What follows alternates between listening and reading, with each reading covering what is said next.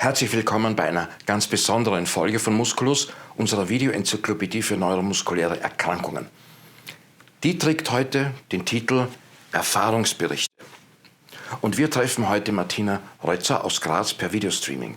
Sie ist Unternehmerin, Mutter von 3 Kindern, von denen 2 an SMA, an spinale Muskelatrophie erkrankt sind. Danke Martina, dass Sie sich heute die Zeit nehmen, um uns zu berichten, wie sich denn das Leben unter solchen Bedingungen gestaltet. Wie hat denn alles begonnen? Ja, am Anfang ist es ein sehr großer Schock und Überraschung, weil man vorher eigentlich nichts über die Krankheit gehört hat. Und wir haben auch nie jemanden gekannt oder gewusst, dass in der Familie erkrankt war. Also wir sind im Grunde mit der Geburt von dem ersten Sohn, vom Raphael, der ist jetzt 4,5 Jahre alt, mit der Tatsache konfrontiert worden, dass wir Anlagenträger sind von dieser Erkrankung. Was war denn da anders bei eurem Kind im Vergleich zu anderen Kindern? Wie merkt man denn überhaupt, dass etwas nicht stimmt?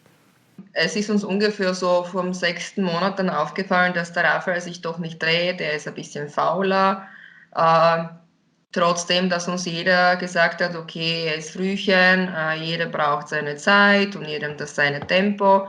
Aber es war einfach sehr auffällig, weil er in der Bauchlage, er wollte kaum Kopf heben, er hat sich sofort aufgeregt, er war sehr langsam in den Umdrehungen, die man sonst halt so bei den Kindern beobachtet, dass sie sich von Rücken auch in die Bauchlage drehen. Also es war einfach dieser Reflex, als ob nicht vorhanden, und es war schon dann sehr komisch für uns als Eltern, aber trotzdem beim erstgeborenen Kind vertraut man schon ein bisschen dann auf die Ärzte, aber der Bauchgefühl war sehr, sehr unangenehm für uns. Sonst sind das Kinder meistens sehr fröhliche Kinder, sehr aufmerksame Kinder, kognitiv meistens nicht betroffen, aber dazwischen waren 4 Monate und in diesen 4 Monaten ist leider sehr viel kaputt gegangen beim Raphael.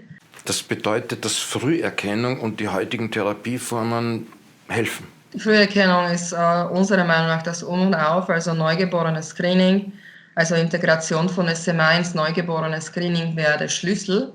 Die Krankheit ist nicht so selten, wie sie scheint. Allerdings, wenn man betroffen ist und dem Kind tatsächlich die Therapie innerhalb von ein paar Wochen ermöglichen kann, damit man die Motoneuronen rettet, welche eben die Muskelspannung erhalten, und das sind die Synapsen, die die Muskeln dann halten. Das sind Welten dazwischen. Raphael kann man sich vorstellen, er kann zwar alleine sitzen, aber würde man ihm loslassen, ist er wie ein kleiner Kartoffelsack. Wie hat denn euer Umfeld auf das Ganze reagiert, eure Familie, eure Freunde? Ja, wir haben eine Familiensitzung gemacht, überhaupt zu Beginn von der Diagnose von Raphael. Es war überhaupt schwer auszusprechen. Die Schwiegermutter, also die Mutter von meinem Mann, ist Ärztin gewesen. Ja, für sie hat das schon ein bisschen dann so schwarz gesehen. Also zu Beginn war schwer auch nicht nur schwarz zu sehen. Aber wir sind so tatsächlich eher so Kämpfer, kämpferische Familie. Und wir haben einfach beschlossen, und die ganze Familie rundherum, wir machen das Beste daraus. Sie unterstützen uns alle. Welche Strategien habt ihr denn im Laufe der Zeit entwickelt, um mit der Situation gut umzugehen? Ja, wir sind seit 10 Jahren jetzt schon selbstständig. Also wir haben das im Grunde so organisiert, dass wir uns auch Unterstützung reingeholt haben. Also jetzt für Raphael vor allem zu Beginn. Wir sind vor kurzer Zeit umgezogen, also wir haben nicht barrierefreie und nicht rollstuhlgerechte Wohnung vor 2 Monaten noch gehabt. Wir haben aber die Corona-Zeit genutzt, um ein Haus zu bauen. Das war längerfristig der Plan, damit wir mehr Raum haben und der Raphael auch mehr Freiheiten hat, wo er sich selbstständig bewegen kann. Das war vorher nicht der Fall.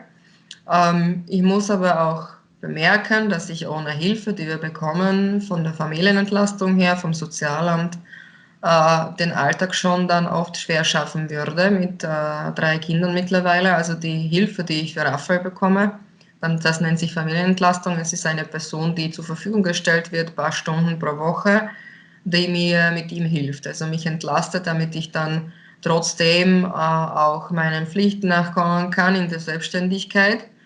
was sehr große Herausforderung ist dann mit einem Kind, welches ununterbrochen Hilfe braucht. Was würdet ihr Eltern, die in eine solche Situation geraten, mitgeben wollen? Welche Ratschläge habt ihr?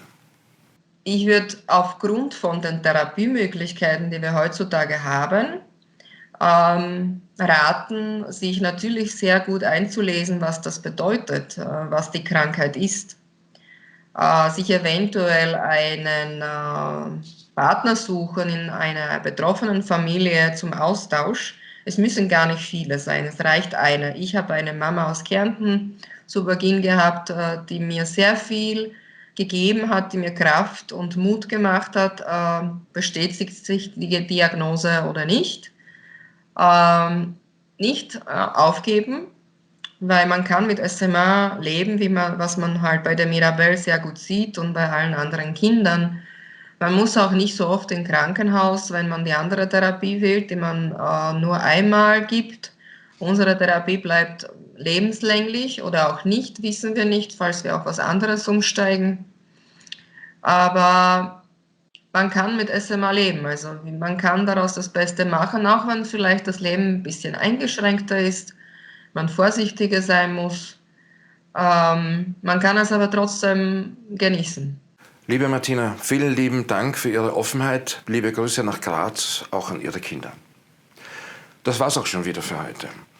Wenn Ihnen Musculus gefällt, wenn Sie Anregungen haben, wenn Sie Kritik anbringen möchten, dann schreiben Sie doch einfach in den Kommentarbereich Ihre Meinung. Wir werden weiterhin Meinungen von Expertinnen und Experten einholen oder Berichte von Betroffenen. Bis dahin bleiben Sie uns bitte gewogen. Und denken Sie dran, Wissen hilft.